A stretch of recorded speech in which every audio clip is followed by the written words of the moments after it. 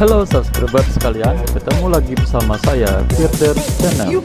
Dimana pada kesempatan kali ini, seperti biasa, menjelaskan materi ajar kita setiap satu kali pertemuan PTM per minggunya. Yang mana di dalam video ini ada tugas berupa pertanyaan yang terletak pada menit-menit tertentu.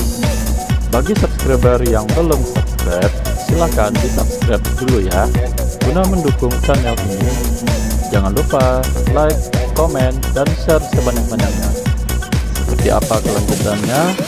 Yuk tonton video ini dari awal sampai akhir. Baik anak-anak semua, kita mengulang materi yang sudah berlalu, yang mana materinya adalah tentang cara berpikir diakronik, sinkronik dalam kajian sejarah. Sebelum kita mulai, sejarah secara etimologi. Menurut sejarawan William Frederick, kata sejarah diserap dari bahasa Arab sajaratun, yang berarti pohon. Kata pohon ini kemudian dihubungkan dengan keturunan atau asal-usul keluarga, raja, dinasti. Memang merupakan pokok kajian sejarah pada masa awal. Pengertian sejarah menurut beberapa tokoh, contohnya Ismaun, sejarah adalah suatu ilmu pengetahuan tentang rangkaian kajian kejadian yang berkualitas pada masyarakat manusia dengan segala aspeknya serta proses gerak perkembangannya yang kontinu dari awal sejarah hingga saat ini, yang berguna bagi pedoman kehidupan masyarakat manusia sekarang serta arah cita-cita masa depan.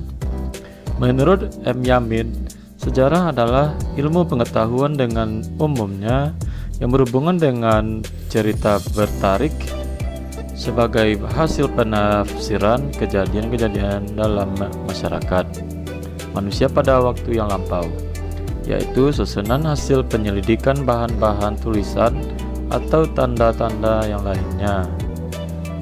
Ananda semua, ini adalah tugas satunya, yang mana soalnya adalah coba jelaskan pengertian sejarah secara etimologi dan pengertian sejarah menurut para tokoh. Silahkan dijawab dengan baik dan benar.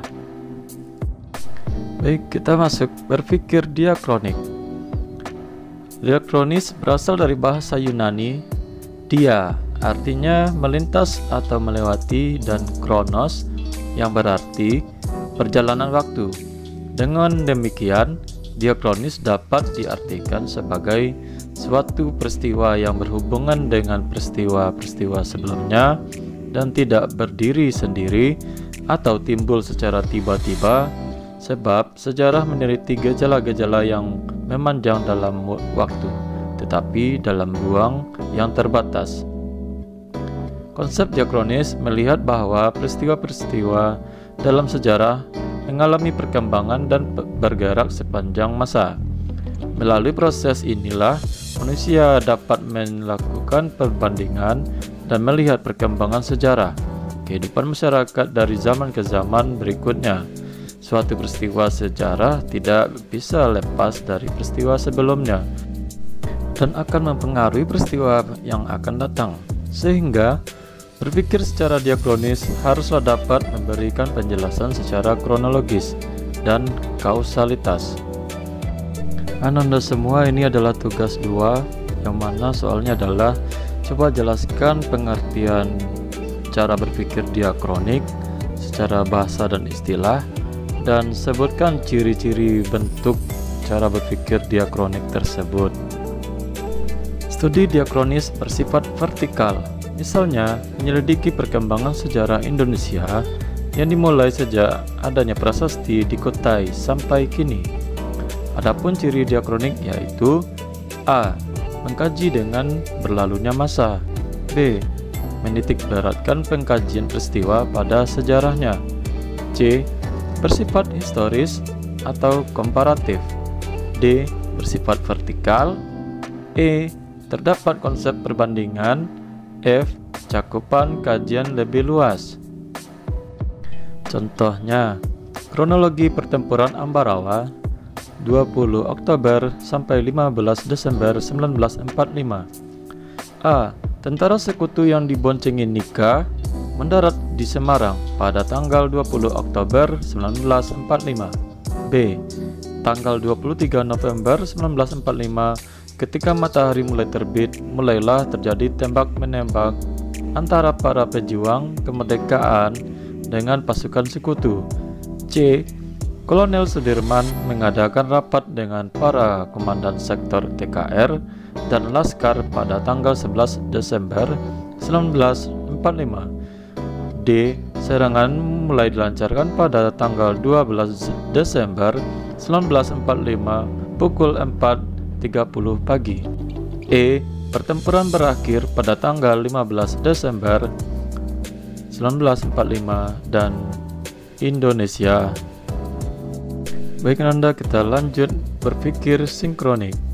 Kata sinkronis berasal dari bahasa Yunani shin yang berarti dengan dan kronos yang berarti waktu, masa. Berpikir sinkronis dalam sejarah adalah mempelajari peristiwa yang sezaman atau bersifat horizontal.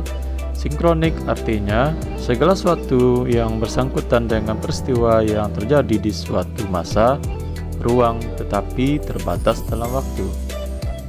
Sinkronis artinya meluas dalam ruang, tetapi terbatas dalam waktu.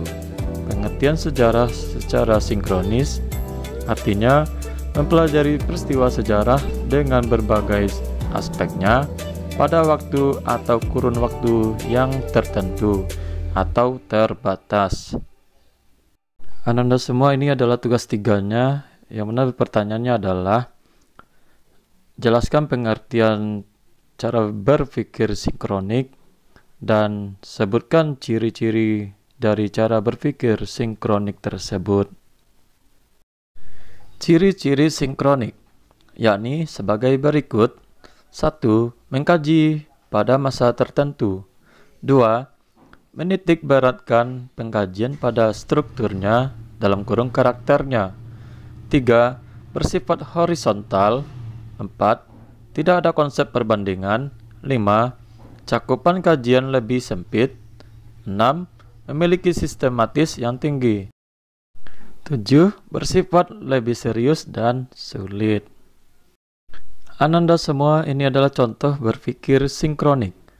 Ini adalah suasana di Jakarta saat pembacaan proklamasi kemerdekaan 17 Agustus 1945. Sekaligus ini adalah tugas Ananda, yang mana coba ceritakan apa yang terjadi pada ilustrasi gambar berikut ini. Jawabannya ada di sebelah slide ini. Silakan dijawab.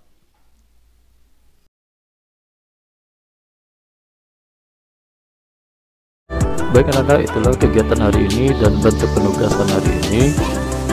Kita akhiri saja. Jika ada kekurangan dan kesalahan, mohon maaf lahir batin. Assalamualaikum warahmatullahi wabarakatuh.